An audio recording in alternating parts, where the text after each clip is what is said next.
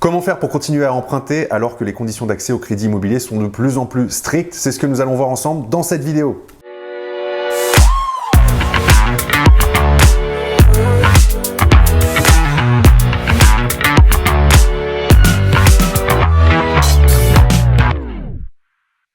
Je vous souhaite la bienvenue dans cette nouvelle vidéo. Si vous ne me connaissez pas encore, je m'appelle Julien Loboda, je suis investisseur immobilier depuis 2012 et sur cette chaîne, je vous aide à créer votre liberté avec l'investissement immobilier. Alors dans cette vidéo, je vous propose qu'on parle ensemble de l'accès au crédit immobilier qui se durcit depuis la fin 2019, début 2020, avec notamment les recommandations du HCSF, donc le Haut Conseil de Stabilité Financière. Je vous rappelle les faits, fin 2019, le Haut Conseil de Stabilité Financière émet des recommandations à l'attention des banques, parmi lesquelles il demande aux banques de ne plus dépasser 33% de taux d'endettement pour les emprunteurs immobiliers. Il demande également de ne pas dépasser 25 ans de durée d'emprunt, incluant la période de différé de remboursement. Et il demande également d'arrêter d'utiliser la méthode de calcul différentiel pour le taux d'endettement. Et donc, ces trois recommandations, qui ont été quand même globalement suivies par les banques, ont eu des répercussions sur le monde de l'investissement immobilier et sur le nombre de crédits immobiliers accordés en 2020. Et la semaine dernière, je discutais avec Franck, un lecteur du blog, qui me disait « Écoute Julien, c'est compliqué, je crois que c'est plus possible d'emprunter aujourd'hui parce que voilà, j'ai fait 5-6 banques et j'ai eu que des refus de prêt. Et est-ce que tu penses que c'est encore possible d'emprunter à l'avenir et de continuer à investir massivement dans l'immobilier ?» Et c'est vrai que Franck est loin d'être un cas isolé, hein. Je reçois toutes les semaines des messages de personnes qui me demandent la même chose, à savoir comment fait-on pour continuer à investir dans ce contexte si particulier. Alors au risque d'en froisser quelques-uns, pour moi le fait que les banques ne prêtent plus est clairement un mythe. Il y a toujours des banques qui prêtent, il y a toujours des banques qui financent, mais la vérité, effectivement, c'est que les banques sont plus regardantes, plus strictes dans leurs conditions d'accès et d'octroi de prêts immobiliers. En fait, ce qui se passe, c'est ce que je vous disais, c'est que les banques sont globalement plus strictes aujourd'hui. Elles suivent grosso modo les recommandations du HCSF. Donc il y a des choses qui étaient possibles il y a encore quelques années en arrière, même il y a un an en arrière, et qui ne le sont plus aujourd'hui. À titre d'exemple, là où le 110%, le financement à 110% était devenu plutôt la norme ces dernières années dans le monde de l'investissement locatif, eh bien on peut dire qu'en 2020, c'est devenu l'exception. Et le fait de mettre de l'apport est plutôt devenu la norme. Ça, c'est une des choses qui ont changé. Et le fait qu'on durcisse un petit peu les conditions, notamment sur le taux d'endettement et sur la durée d'emprunt, eh bien, ça a fait qu'il y a des personnes qui avaient accès à l'emprunt immobilier en 2017, en 2018 et en 2019 et qui n'ont plus accès à l'emprunt immobilier en 2020. Ça, effectivement, c'est une réalité. Les conditions ont changé et ce qui se passe, c'est que les journaux, globalement, pour faire un petit peu les choux gras, aiment bien mettre en avant avec des titres un peu racoleurs le fait que ça y est, les banques ne prêtent plus, c'est la fin de l'immobilier, tout va se casser la gueule, etc., etc., c'est la fin du monde. Bref, si vous écoutez les journaux, vous ne faites rien. Et globalement, les personnes qui essuient un ou deux refus ont vite fait de faire un raccourci, manque un petit peu de persévérance, ça malheureusement je l'ai constaté, et de dire que ça y est, les banques ne prêtent plus. Donc, je vais vous exposer un petit peu mon point de vue qui est légèrement différent de ce que peut-être vous avez pu voir ou entendre. Premier point de discussion, les banques ne prêtent plus, elles sont plus strictes. Effectivement, elles sont plus strictes et c'est une excellente nouvelle pour nous investisseurs.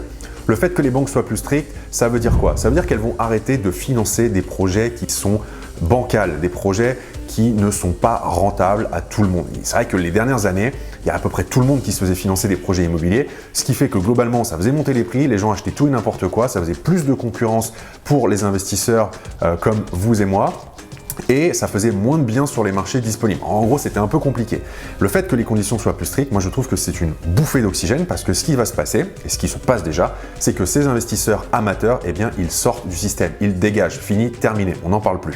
Par contre, en ce qui concerne les investisseurs qui sont sérieux, qui sont professionnels, eh bien, la bonne nouvelle, c'est qu'ils sont toujours finançables. Les banques ont toujours besoin d'accorder des prêts immobiliers. Les banques ont toujours des objectifs à atteindre. Au 1er janvier de chaque année, les compteurs sont remis à zéro et donc il y a de nouveaux objectifs à atteindre. Eh bien, vous pouvez me croire, les banques vont continuer à accorder des prêts. Elles en ont besoin d'accorder des financements. Le tout, c'est d'être bien préparé, donc avec un projet qui va être rentable, un bon projet, une bonne affaire et surtout un dossier bancaire bien présenté. Je ne le répéterai jamais assez, mais préparez votre rendez-vous à la banque. C'est primordial d'arriver avec toutes les pièces justificatives, d'arriver avec un business plan qui est bien monté et de connaître votre projet, vos chiffres. C'est le b.a.-ba. Donc ça, ce sont pour les conditions de base qui sont valables tout le temps. Maintenant, la bonne nouvelle, c'est que pour 2021, le HCSF a quand même assoupli ses conditions d'accès au crédit après avoir constaté qu'en 2020, les conditions étaient peut-être un peu trop restrictives, notamment avec la crise du coronavirus. Parmi les bonnes nouvelles, qu'est-ce qui se passe? Eh bien, tout d'abord, on peut monter désormais à 35% d'endettement au lieu de 33% d'endettement. On pourrait se dire que 2 points, c'est pas grand-chose, mais croyez-moi, ça peut faire toute la différence entre un dossier qui passe et un dossier qui ne passe pas. Ensuite, la deuxième chose qui est intéressante pour nous investisseurs, c'est qu'on peut à nouveau emprunter sur une durée de 25 ans hors période de différé de remboursement. Ce qui veut dire que vous pouvez bien avoir 25 ans de remboursement de capital et peut-être 1, 2 ou 3 ans de différé de remboursement à côté. Donc ça, c'est une excellente nouvelle. L'autre chose qui est vraiment très intéressante, c'est que malgré toutes ces conditions restrictives, le HCSF a toujours laissé une marge de manœuvre aux banques. Les banques ont eu à peu près 15% de marge de manœuvre, ça veut dire que 15% de leurs dossiers pouvaient déroger à ces conditions. Et bien à partir de 2021, cette marge de manœuvre, elle est portée à 20%. Ça veut dire qu'il y a quand même un dossier sur 5 qui pourra ne pas répondre aux conditions restrictives émises par le HCSF et quand même avoir son financement. Et ça, c'est une excellente nouvelle pour nous, les investisseurs. Donc en résumé, en clair, pas de panique, les banques continuent à prêter, elles vont continuer à prêter en 2021, puis en 2022, puis en 2023 et toutes les années qui vont suivre.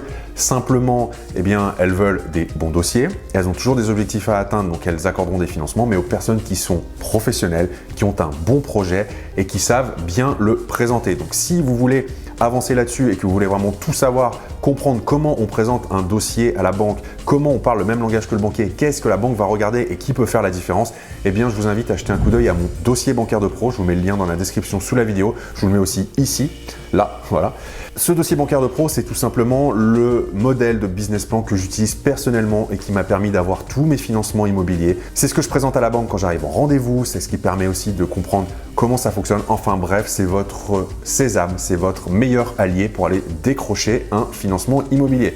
Merci à vous d'avoir regardé cette vidéo et je vous dis à très vite pour la prochaine. Ciao!